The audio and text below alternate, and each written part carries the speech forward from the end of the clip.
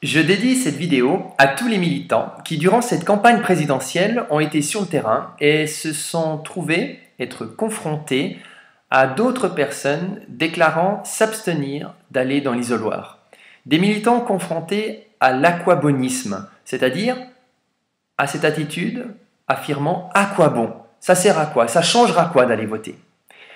C'est l'histoire d'un robinet qui coule. Depuis des mois, l'homme n'a rien remarqué.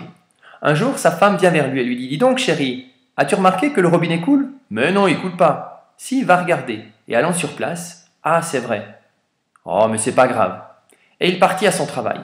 Le lendemain, l'épouse revint à la charge en disant « Dis donc, chérie, sais-tu que cela nous coûte très cher de laisser ce robinet couler ainsi ?»« Tu es sûr ?» Et l'épouse de lui montrer la feuille de calcul avec les coûts. « Ah, mais que peut-on faire ?» Et l'homme partit à son travail.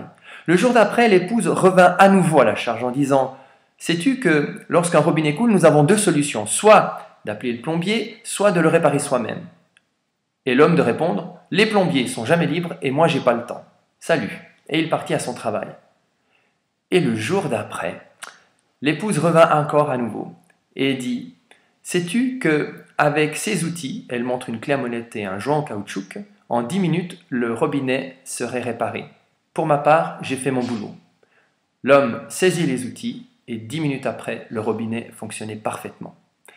La patience de cette épouse nous révèle une chose. Au lieu de commencer par asticoter son mari pour lui proposer tout de suite des solutions, elle lui pose des questions afin que ce dernier prenne conscience et de la réalité du problème, et de son importance, et des moyens pour le résoudre.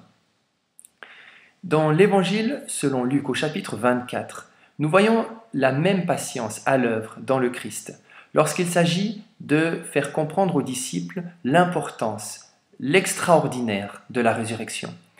Au lieu que le Christ se précipite avec un enseignement pour tout de suite leur donner une conception claire de la nouvelle donne, nous le voyons plutôt cheminer avec les disciples, s'adapter à leur rythme, leur poser des questions, voire même les laisser palper cette nouvelle donne, le toucher, lui le Christ, ou l'observer en train de manger du poisson grillé. Et c'est seulement une fois que les disciples ont vécu cela, que peu à peu, le Christ leur ouvre l'intelligence, leur ouvre le sens des Écritures.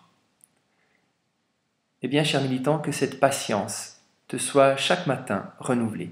Allez, choisis la vie.